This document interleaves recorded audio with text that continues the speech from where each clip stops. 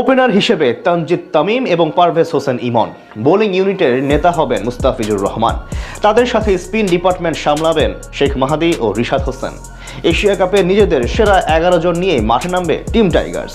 Middle অর্ডারে অবশ্য থাকতে পারে বেশ কিছু চমক। সব মিলিয়ে টুর্নামেন্টে কেমন হবে বাংলাদেশের সেরা একাদশ, সেটাই জানবো রিপোর্টে।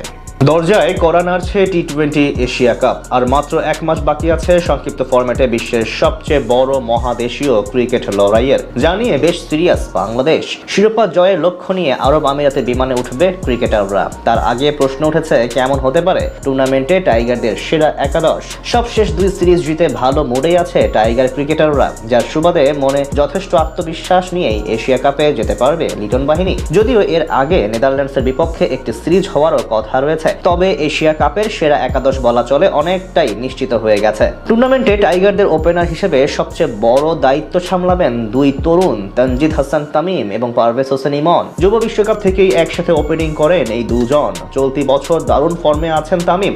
বিশেষ করে নিজের ভয় ডরহীন অ্যাপ্রোচ দিয়ে টি-20 দলে জায়গা পোক্ত করে ফেলেছেন বামহাতি এই ওপেনার। তার মতোই ছন্দে আছেন ইমনও। প্রায় প্রতিটি ম্যাচে দুজনের একজন হয়ে উঠছেন বাংলাদেশের ম্যাচ জয়ের নায়ক। তাই এশিয়া কাপে দলগতভাবে ভালো কিছু অর্জন করতে চাইলে তাদেরকেই রাখতে হবে বড় ভূমিকা। 3 নম্বর পজিশনে আপাতত অধিনায়ক লিটন কুমার দাসকে নিয়ে পরিকল্পনা করছে টিম ম্যানেজমেন্ট। বৈশ্বিক আসরগুলোতে বরাবরই লাল সবুজের জার্সি গায়ে বেশ সফল এই উইকেট কিপার ব্যাটসম্যান। তার উপর প্রথমবারের মতো কোনো বহুজাতিক টুর্নামেন্টে দেশকে নেতৃত্ব দিবেন তিনি। তাই স্বাভাবিকভাবেই তার কাছে বড় কিছু চায় ভক্তরা। মিডল অর্ডার নিয়ে আপাতত বড় সমস্যায় বাংলাদেশ দল। সেখানে 4-এ থাকতে পারেন ডানহাতি তাওহিদ হৃদয়। স্ট্রাইক রেট নিয়ে কিছুটা সমালোচনার মাঝে থাকলেও দলের প্রয়োজনে জ্বলে ওঠার সামর্থ্য রয়েছে তার। তাছাড়া বর্তমান দলে থাকা সবচেয়ে বড় ধারাবাহিক পারফরমারদের মধ্যে একজন হৃদয়। 5 নম্বর নিয়ে আপাতত বড় সমস্যায় আছে টিম ম্যানেজমেন্ট। তাই সেই অভাব পূরণ করতে প্রমোশন দেওয়া হতে পারে শামীম হোসেন পাটোয়ারিকেই। বামহাতি এই ব্যাটার অবশ্য